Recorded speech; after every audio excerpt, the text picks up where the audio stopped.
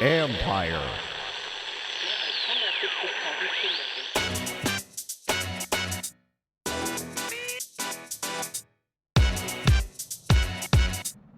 Welcome to the Football Jones podcast. I am Mike Jones. Read me at usatoday.com. Follow me on Twitter at @ByMikeJones, Instagram at @ByMikeJones. Midweek episode, and the big story is that the NFL has set up an individual workout for Colin Kaepernick, and all 32 teams have been invited. This is probably the most unexpected and mind-bending thing to come out of the NFL so far this season, and it's been a crazy season, but we're going to tackle that. I've got Lorenzo Reyes from USA Today Sports, my colleague there.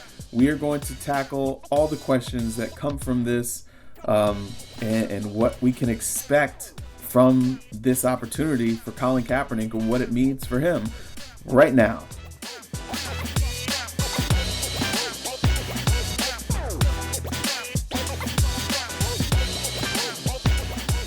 All right, and now I'm joined with my dude Lorenzo Reyes from USA Today Sports, guy who covers the league, just, can do it all, news, features, whatever.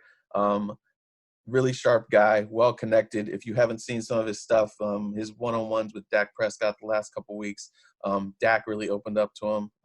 Lorenzo knows how to work a locker room. And I wanted to have you on because this Kaepernick thing, you were covered the introduction to the Jay-Z thing. You've been following the Kaepernick thing. I've been following it. And just to get, as we try to get our head around this thing, this is something the league has basically, banished him for the last 3 years. Now, all of a sudden, they're having a tryout or a workout for him that they invited all 32 teams to. And I'm going to read, basically, they sent out a thing, and this is what it says. A private workout will be held for free agent Colin Kaepernick on Saturday in Atlanta. The session will include both on-field work and interview. All clubs are invited to attend, and video of both the workout and the interview will also be made available to all clubs. The session will be conducted by scouting personnel.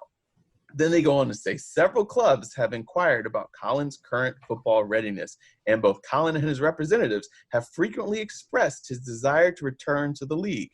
Earlier this year, we discussed some possible steps with Colin's representatives, and they recently emphasized his level of preparation and that he is ready to work out for clubs and be interviewed by them. We have therefore arranged this opportunity for him to work out and for all clubs to have the opportunity to evaluate his current readiness and level of interest in resuming his NFL career. That's the state. That's what teams received right there. That's all of it right there. What did you think? I know you were talking to people in the league and everything yesterday too. So what did you think of all this? Yeah. So it's one of those things that as soon as it happens, I'm like, oh man, okay, this is kind of unprecedented. But then I'm sort of starting to think layers of everything that this means. And I think in the end, it's almost masterful for the NFL in terms of optics. But I have some mixed feelings about this. Right. Because the way I take it is, okay, the NFL for so long has been saying there's no blackball. He's not banned. Right. They've said, Roger Goodell has stood up on the podium and said, if there is a team that thinks Colin Kaepernick can help their chances of winning, they are free to sign him. So the NFL now sort of re-emphasizes that by holding this workout. In effect, I think the NFL is putting that responsibility on the teams. Yeah. So fans, media members, everyone around that covers the NFL or just is interested in the NFL says, oh, wow, the NFL is doing something. But really, they're just sort of almost passing the buck in a way, because if the teams don't sign him, then the NFL can say, well, we held this workout, they wash their hands, and then they say, well, we tried. What else can we do? And that's sort of just the way the structure of the league is set up. The NFL can't really force teams to sign a player. Right. But, let's be real. Teams have known where Colin Kaepernick is. Exactly. It's not like he's been hiding in some, foreign country or something. Right. If they wanted to sign him, they know who his agents are. Uh-huh. They could have contacted them. They could have set up workouts, interviews in their own facility before anyone else watches them. Right. So, yeah, it looks good, but is this really going to get the end desired result?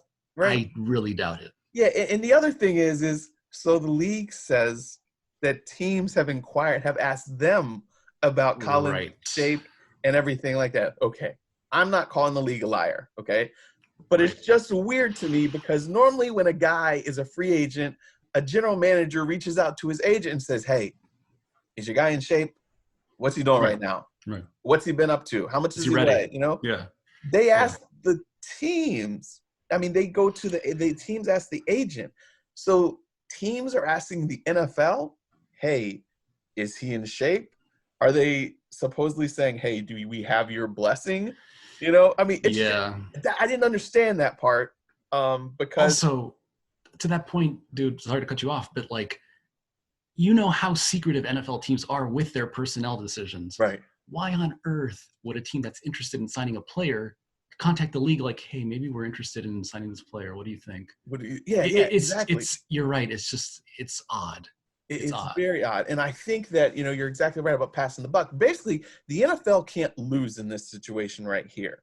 Basically, okay, so if a team signs him, they pat themselves on the back like, okay, look, we orchestrated this. We got the kid back into the league. Here we go. If no team doesn't, if the team, everybody passes on it, then they can say, hey, we did everything we had to do. We gave him the opportunity. And he's washed up. He was washed up. Yeah. He's not in great shape. He didn't say the right things. And what we've been saying all this time holds true. So for the league, like you said, it's pretty masterful because they can't lose here. Yeah. But it's still and then today, this morning, Ian Rappaport reports that the whole timeline of the scheduled workout, then he's going to have measurements. They're going to measure him. Yeah. He's going to run and, stuff like that to see how fast he is or whatever. But to measure him, I mean, like you don't know, like what you want to see if Colin Kaepernick shrank in the last 3 years or got bigger or whatever. Can he throw the football? Can he run? I mean, this is like a scouting combine thing. Yeah. But he ain't a rookie though. He literally has taken his team to the NFC Championship game. Yeah. Like, in a way, it's almost demeaning to a player of his caliber when you think about it.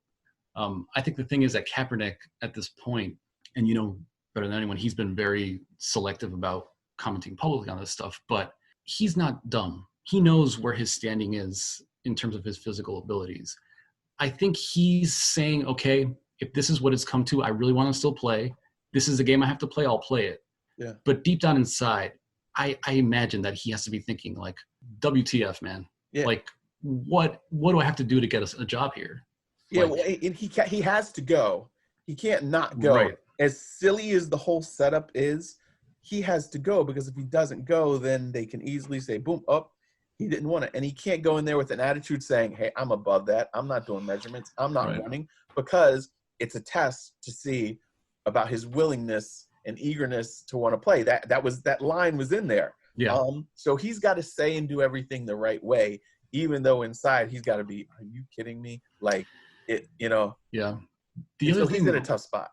The other thing I think we have to talk about is the timing of all of this, because it's starting to come out that, and Kaepernick even tweeted this, that they told him it's Saturday, and that's basically, this is the time we have.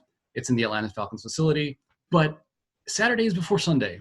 Yeah. And all head coaches, all general managers on Saturday are typically headed to the venue of which they're playing. So and their pro scouts are at the venues of where they're going to be scouting. They're advanced scouts. So teams, the teams that I've checked in with here and there, they didn't know this was coming necessarily. So as you know, teams have their scouts. They already have that travel booked. They say, hey, we have the Chiefs coming up in 3 weeks. You need to go to Kansas City to watch them play. Right. So now NFL teams that are interested in doing this, they need to sort of scramble around, figure out their schedule, make adjustments, and send these guys on to Atlanta on Saturday. But again, these are pro scouts, more or less, the scouts that are going to be there. Right. I imagine that some teams maybe where their travel is kind of like really rigid, they might send some of the college guys just to, have people present. I mean, well, it's also on Saturday. So that's the thing. I mean, maybe if you have a guy who is covering a game, a Friday night game or, a Thursday night game, we'll have to be flexible. But those dudes just don't have the kind of decision-making prowess that coaches and general managers do. And by and large, I would be surprised. I would be stunned, really, unless haven't looked at the schedule, but unless your team is playing in that general region, I don't think there's any way that a major decision maker is at that workout, right? I guess if you are one of those teams that supposedly reached out to the league asking about his physical state, then you will find a way to get there. I mean, it's not like it costs them money. I mean, like, look, the franchises have money they can do that. It's just weird, the timing of it. Tuesdays are normally workout days. For sure.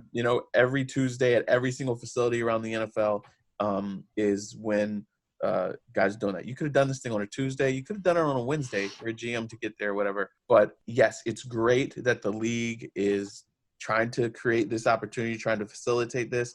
But there's just so much with it that is just – and I checked around and I was told that football operations did not have anything to do with the coordination of this thing. Interesting. So I really want to know, was this Jay-Z saying, yo, Roger, let's go, like, give Cap a workout?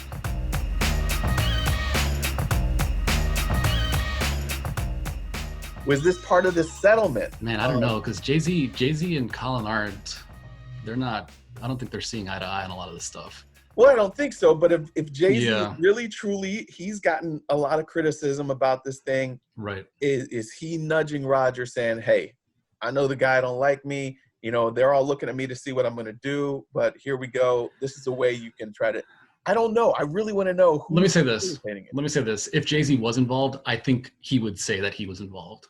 Like, we would know that Jay-Z was involved. The fact that it hasn't come out necessarily where this came from, I would suspect that this is more the league really trying to say, hey, guys, we're trying. Like, we're doing what we can. But who nudged them in this direction? That's the thing. Why are they nudging them now? And why didn't they nudge them in this direction during the offseason? Yeah, I don't know. 3 years ago or even just this year, like in the offseason before teams went to training camp. Why are they waiting till, what are we, week 11? Yeah. I know there's quarterback holes and everything, but there were quarterback holes in training camp. Man, there were quarterback holes. Yeah, you're right. Back in training camp. Yes. And look, we've seen how valuable a good backup is. Look at Teddy and the Saints. I mean, look at Jacoby Brissett with what happened in Indianapolis. Right. Like, you don't have Jacoby there, then Indianapolis this season falls apart. And then on the flip side, well, Brian Hoyer comes in, and now, like, whoops, we lose to the Dolphins. But, he deserves a job. Frankly, I think when you look at some of the starting quarterbacks, he should be starting in some places. Oh, yeah. But I think the big question here, and this is what I want to ask you, is, okay, so there's this workout on Saturday, whether, the intentions, whatever the case is, that can be debated. Does this end up with Colin Kaepernick getting signed? I don't think he gets signed this weekend. I guess that there is a chance that we could see him called in for a follow-up workout or a follow-up visit at a team facility. If that happens, I'm like, okay, this is legit. I mean, would it be crazy to think that the league would nudge some team like that really has a quarterback hole? But then the thing is, for Colin, you don't want to just sign with just any old team. Yeah. You don't want to sign with Cincinnati. Yeah. Okay, but you will sign with Chicago. Right. No, there are places where he would be a nice fit. Right, but the league can't just be like, hey, all right, Cincinnati, y'all suck, or Chargers, whatever. Go sign, because he doesn't want to go to a bad situation, because then he's not going to have a chance to succeed, because that's what happened in San Francisco last year. He put up, he put up okay numbers. But they did not win games. Yeah. So he's got to be selective. But I think that I wouldn't be surprised if they come out of this with a follow-up interview. I don't know if he's going to get signed, though. Yeah, I don't see it. I don't see it happening at all. I think maybe, granted, I think the groupthink and like the fact that, okay, there's more movement, that's certainly a positive. But again, I go back to it, like, it's not like Colin's been like traveling the world. Dude's been in New York. He's been telling teams he's ready. His agents have been telling teams they're ready. Like, he's been working out every day. He hasn't been hiding. They've been in the open about what they want to do. The three questions, I think, financially, because they're probably going to say, well, Colin's been out of the league for what, 3 years now, Yeah. or whatever it's been, 2.5 years, whatever.